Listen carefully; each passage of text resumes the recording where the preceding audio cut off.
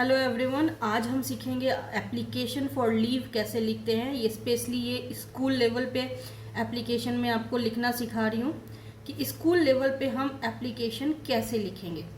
Simple होता है। Starting हम हमेशा टू से करते हैं, टू द प्रिंसिपल, क्योंकि स्कूल का हेड जो होता है वो प्रिंसिपल होता है, इसलिए हम टू द प्रिंसिपल लिखेंगे। प्रिंसिपल लिखने का ये मतलब नहीं है कि प्रिंसिपल का नाम लिख देंगे, सिर्फ प्रिंसिपल लिखना है, ठीक है। उसके जस्ट से नीचे लाइन में आएंगे, यहाँ से शुरू नहीं करेंगे, यहाँ नीचे लाइन में आएंगे और यहाँ लिखेंगे स्कूल का नाम, चाहे जो भी आपके स्कूल का नाम हो, डीपीएस स्कूल का नाम हो, केवी स्कूल का नाम हो या सैनिक स्कूल का नाम हो, जो भी आपके स्कूल का नाम हो वो आप स्कूल का नाम यहाँ तक लिख देंगे। उसके जस्ट नीचे वाले लाइन में आएंगे, वहाँ पे आप अपने स्टेट का नाम लिखेंगे या फिर जो प्लेस है उस प्लेस का नाम लिखेंगे।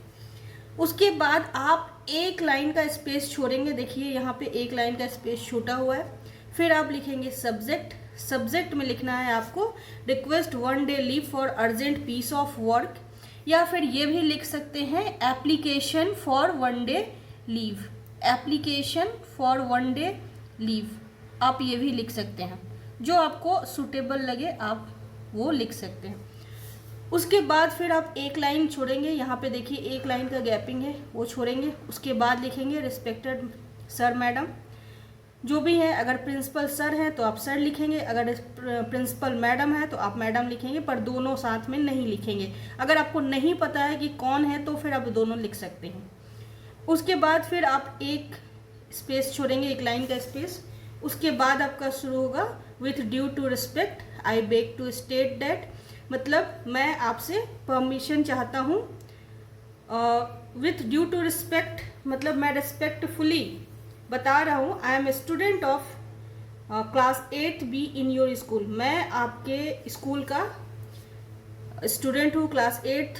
अगर आपका क्लास 9th है तो आप 9th लिखो, 10th है तो 10th लिखो, 12th है तो 12th लिखो, जो भी आपके क्लास है वो आप यहाँ पे लिख सकते हैं। उसके बाद I have required 1 day leave because a piece of work in the city.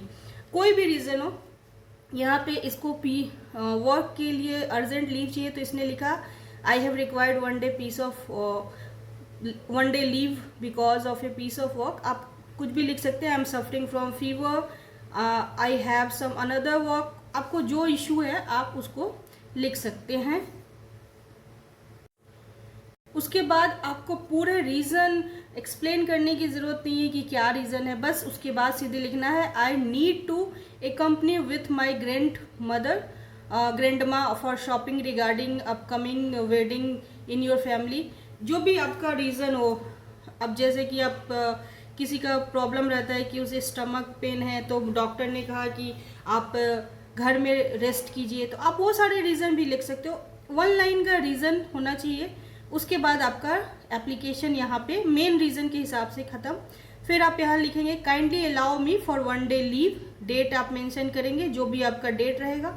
उसके बाद एक लाइन और छोड़ के लिखेंगे I shall be obliged to you and your obediently. यहाँ पे अपना नाम लिखेंगे, आपका जो भी नाम है। उसके बाद यहाँ पे आप अपना क्लास लिखेंगे, रोल नंबर लिखेंगे। बस ये आपका पूरा एप्लीकेशन एंड। ये application as a school purpose